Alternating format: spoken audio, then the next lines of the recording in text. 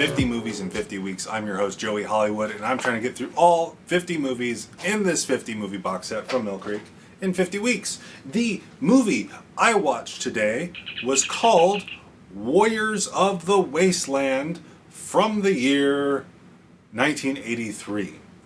Also, this one's also rated R. Last week's was rated R. This is rated R. I think we're going to have a lot of rated R movies this year, which is a little exciting for me. Going into this one, I thought I had seen it before, not for this show, but just in general, I thought I'd seen it before. And as I was watching it, I was like, I have to have seen this before. This feels really familiar. I don't know if I have, but I did realize what I thought this movie was. I thought this movie was this. It is not this, but this is what I thought it was. This is a very different movie, which, well, it's not very different, but it is different. I actually think it has the same director. I'm not entirely sure of that. Don't quote me on that. I might be lying. I might be spreading misinformation. But it's clearly not that movie. But when I was watching the titles, it said Fred Williamson. I love Fred Williamson. I've watched the worst garbage in the world just because Fred Williamson is in it. And so I was like, oh, this isn't going to be a waste of time. I can just check off another Fred Williamson movie off my list. And he's not in the movie much. The movie kind of follows a Mad Max knockoff character.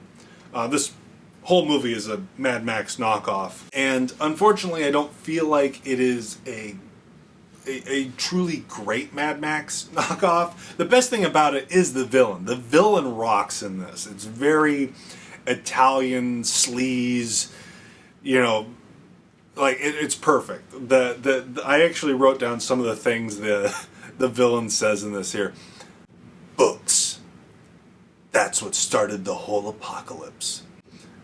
And then he also says, the world is dead. It raped itself.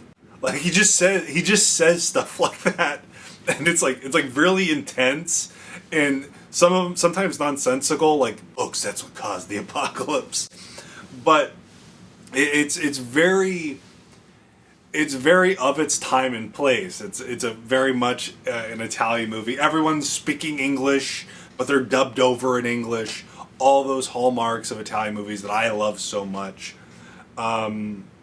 Very exploitative in the sense that it's, you know, exploiting the fact that Mad Max was a popular movie.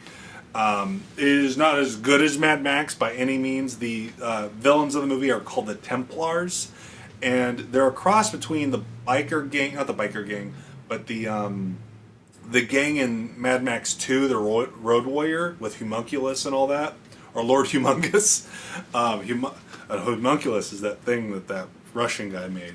It's kind of like the Lord Humongous's gang from Mad Max 2, but combined with the Stormtroopers from Star Wars, kind of like the aesthetic, the light aesthetic. Also, all the cars, for a Mad Max universe, the cars are very advanced. They don't open their car doors. They say, door open, and the door opens. It's a very odd element to put in your post-apocalyptic movie, but, you know, logic is not something you should be demanding from a movie from Italy from the 1970s. Or 1980s, whenever this came out. 1983, whatever. I think this is around the time that Giallo started to fall out of favor, and then everything was just Mad Max for a little bit over there. Fred Williamson is not introduced into the movie till very, I don't want to say the middle. It feels, in my memory, it's maybe a little later, but it might be the middle. We just have this Mad Max knockoff who's he's just there. He's not the best protagonist, I will say. The opening of the movie is a lot of fun, though. It starts off with the Templars massacring a group of settlers, and they have all these wacky gadgets. Like they have a little go-kart that shoots razors that shoot out, and they comically lop people's heads off. The violence is very silly and over the top. There's a little kid with slingshot explosives, which is cute. The opening of the movie, I think our Mad Max knockoff plows through a group of people, and then he takes his vehicle to a mechanic which is a literal child, and the kid's like picking pieces of people out of his grill and commenting on it. It's like weirdly dark, but funny at the same time. Just a strange movie all around. Fred Williamson, when he is introduced, is kind of like a reluctant buddy of some kind. He's just kind of, I wouldn't say he's like a teammate or a team player. He seems to just be around. I think they had him for like maybe like a week, or not even a week, like maybe a couple days. His big scene, I think, is when he starts shooting exploding arrows at the bad guys. Overall, pretty fun movie. There is a Blu-ray of this available. I think it's from the same company that put this Blu-ray out. And I think I would actually like to see this one again, but like a higher definition version of it. Because this is in 4:3, terrible print. The opening of the movie is actually widescreen that's shrunk into 4:3.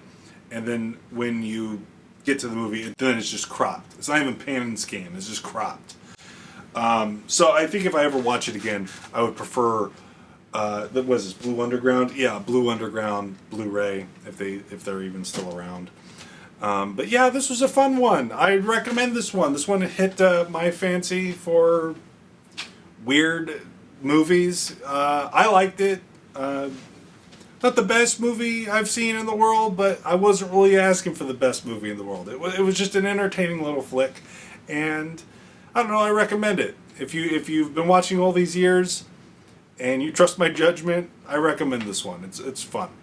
Well, that's it for now. Thank you for watching. I'll see you next week. Remember, please be kind and rewind.